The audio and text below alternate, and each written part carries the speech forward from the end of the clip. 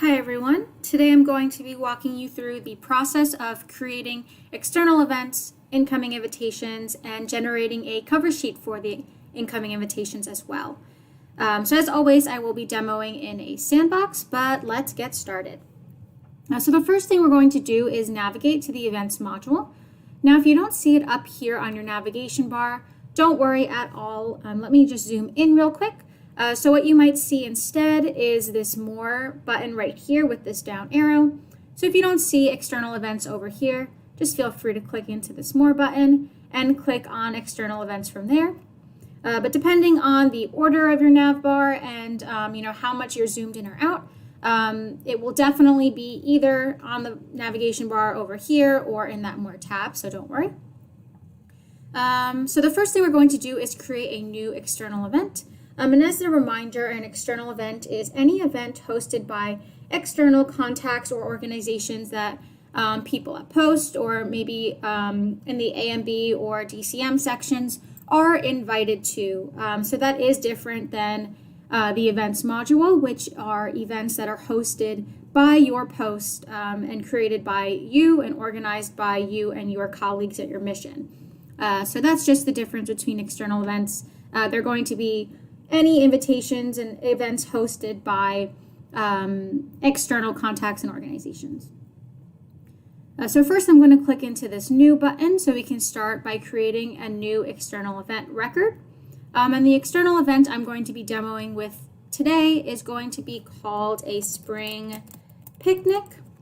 So I'm going to put that, of course, in the external event name. And as a reminder, if you're not sure what any fields are, feel free to hover over the information bubble over here. And for example, this external event name is instructing you to enter the name of your external event and that there is a character limit of 255 characters. So the next step would be to fill out any of these fields here, but as you can tell by the red asterisk, the only required fields are the external event name, the account, which would be your mission, and then either a host contact or a host organization, one or the other, and as well as a collaboration setting, which I'll walk you through. But let's go through most of these fields. Again, only the ones with the red asterisks and either of the host information fields are required, but let's enter a location for this event. Yep, let's just do White House. Let's say this is being hosted at the White House. The event type. So if you hover over the eye bubble, it says specify the category that applies to this event. So this is a picnic, so maybe we can, let's just say picnic. Why not? It is technically a type. You can specify this significance, so either low, medium, or high. Let's just say this is low priority. And then the occasion, provide further context or purpose for this external event. Let's just say celebrate the first day of spring. Dress code, you can type in, of course, formal, semi-formal, business attire. Let's just say this is casual since this is a picnic, maybe even business casual was probably better. Start time, of course, start date and end date. Let's say, I think the first day of spring is March 21st. Let's say 12 p.m. since that's lunchtime, good for a picnic. End time, 21st, let's say maybe it's at 4 o'clock. It's a pretty long event. People can come and go as they please.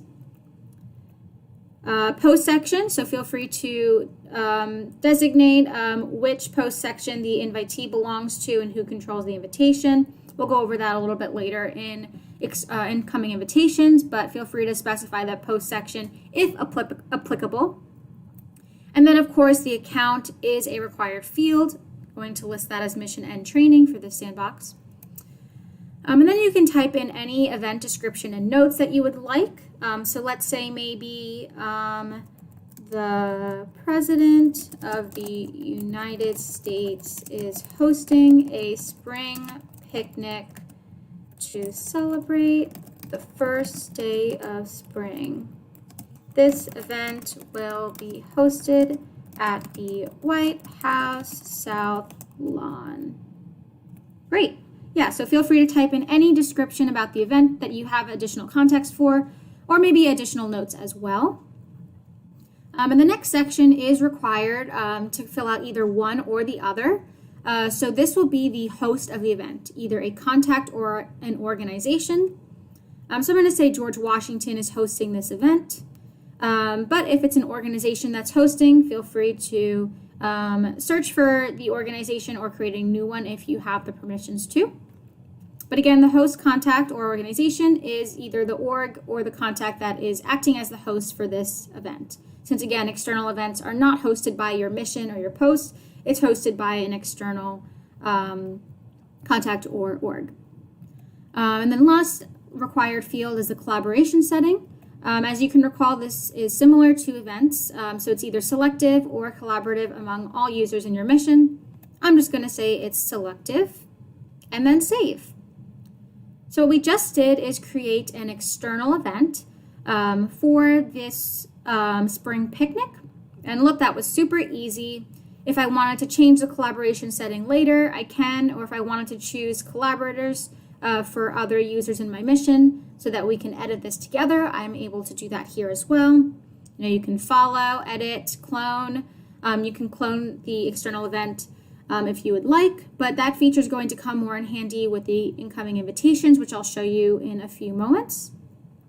But here's where you can see all of the external event details that we just populated, the host information, and if I even wanted to click into the host contact's contact record, I can click into that hyperlink as well. And then here is the system information, and this total incoming invitations right here will update depending on how many incoming invitations you associate with this external event, which we are about to do right now. And that's why it says 0 since we haven't done that yet. So I'm going to scroll up and click into this incoming invitations tab right here. And here's where we can see, okay, there are no incoming invitations, but this is where we would like to add them. So I'm going to click this new button. And I just want to give a quick context over incoming invitations. So for each invited contact, you will have to create an incoming invitation for each individual invited contacts. So to clarify, incoming invitations are specific and individual to each contact that has been invited. And incoming invitations, if you're not too familiar with it, are basically just a way to designate in CRM all of the details about the event and the contact that is invited. So you'll be able to fill out all of these optional fields here. You can track the status, the responses, any actions taken. So it's really just a great way to organize your information in CRM and really just track all of the details for the person that is being invited to this external event, especially when you're considering it could be the ambassador or chief of staff, or chief of mission. So really important people you're dealing with, you want to make sure that you're tracking all of the important details, their response suggestions and recommendations. And that's where that generate cover sheet will come in handy that I'll go over soon. So for this event, I'm going to say Snow White has been invited to this event. So you'll specify the invited contact here.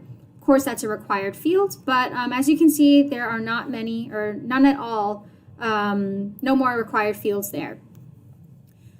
So all these fields are optional, but let's go over most of them together.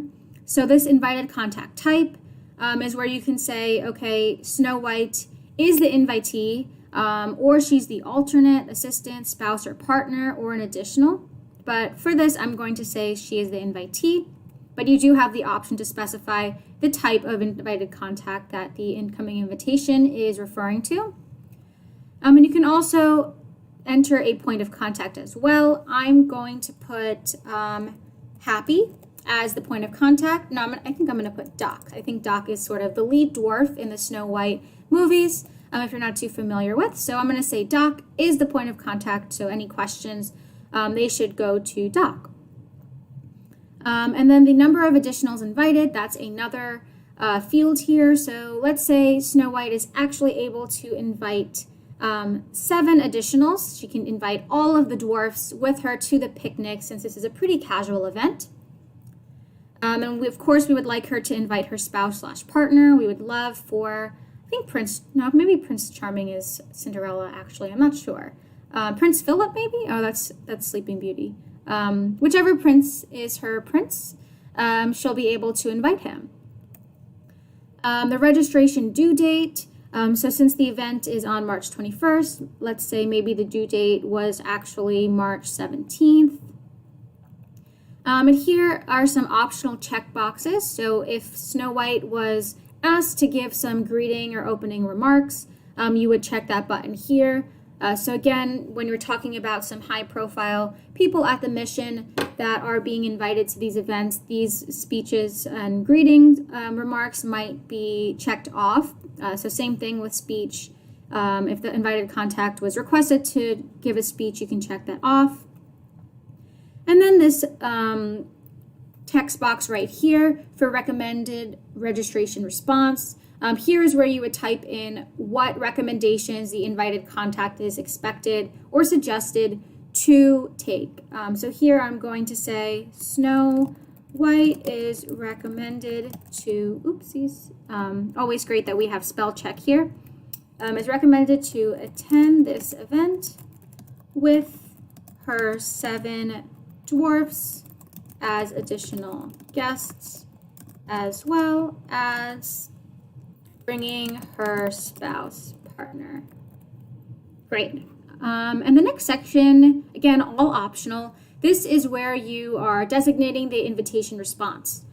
So again, hover over the information bubbles, but the registration response is whether or not the recipient of this invitation will attend. So, right now it might be pending, but later on we can always go back and edit it to either accept or regret. So again, this can always be changed, like most records in CRM, which is great.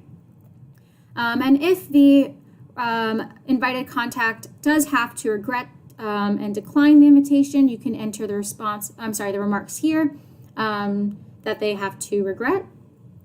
So I'm going to actually make this accept. And then I'm going to accept with spouse partner, since again, we want the prince to come. We don't want to send an alternate, and no, we're not going to accept with staff assistant, but you do have these options here, and also have the option here to mention any schedule conflicts as well.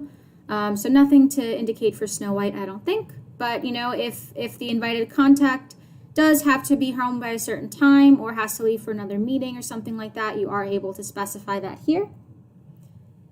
And all of these fields here will populate in the generate cover sheet. So in the cover sheet that you're able to print out and send to external reviewers, will display these fields, which is really great for communication and making sure all of the external reviewers are on the same page.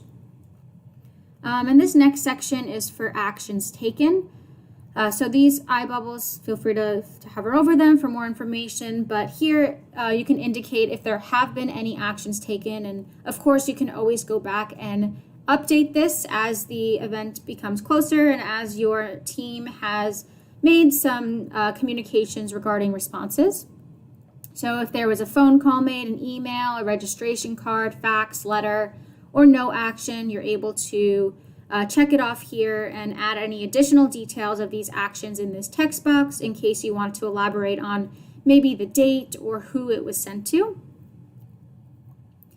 And this last section here is for any additional information. So you can add any notes and use bold, italics, and underline if you would like, add a photo, whichever is most helpful for you.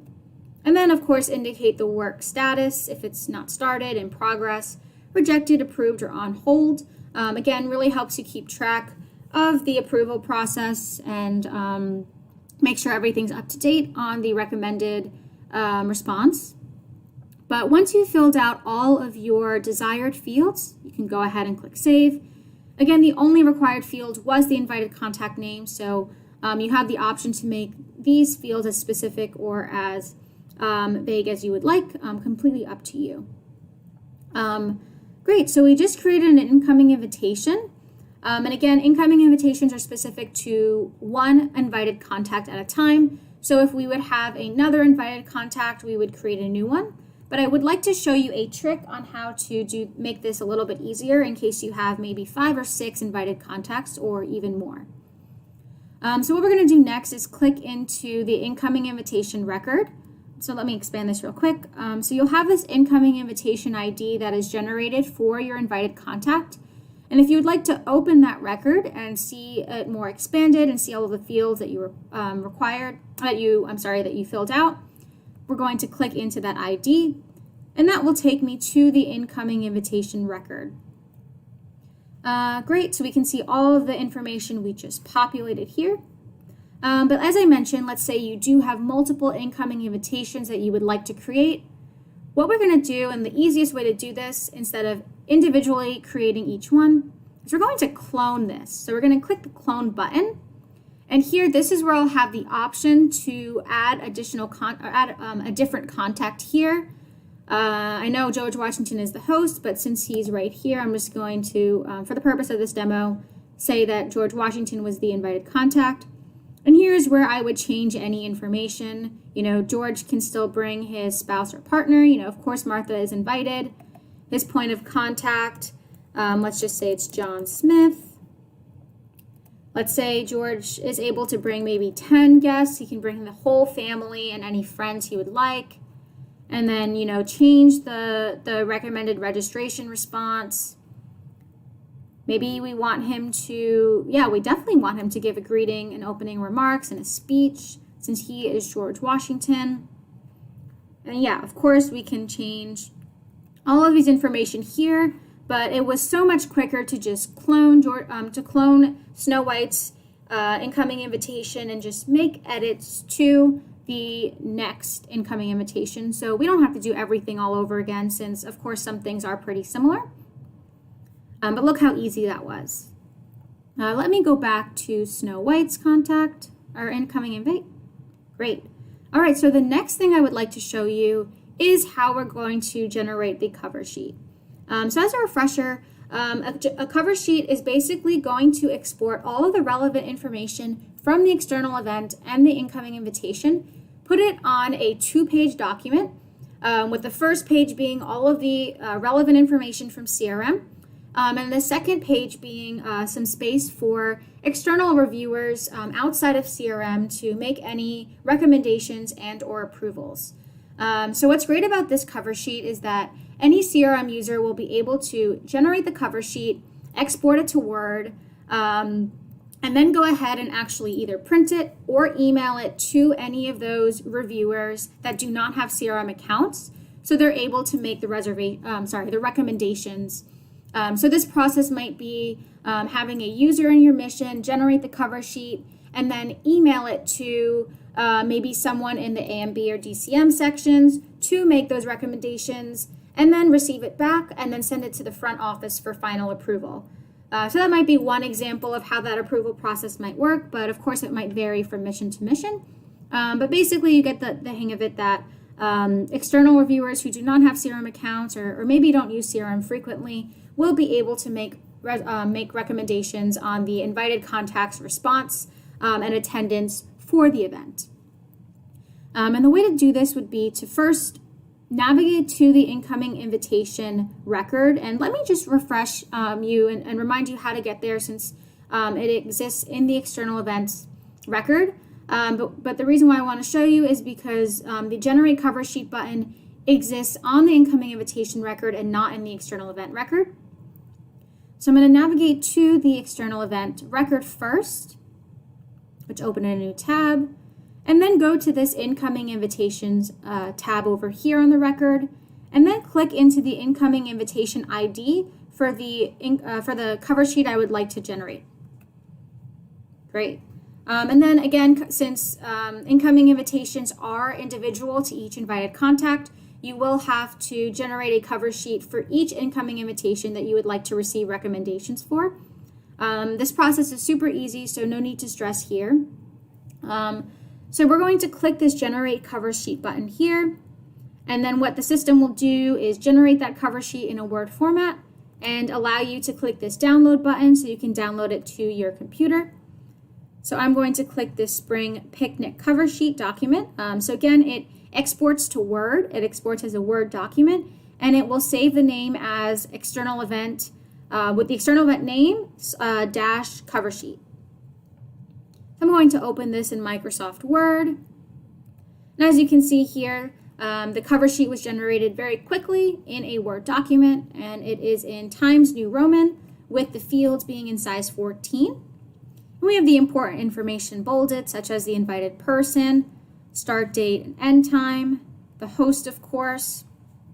So all of the fields in CRM will export here, the important ones at least for the external event. And then any fields that are blank will be blank in the cover sheet as well. So if you, let's say here with conflicts, you are able to add any conflicts here if that you would like, and then, just change the size to be consistent there. So, if we had any conflicts for Snow White, we could add that there.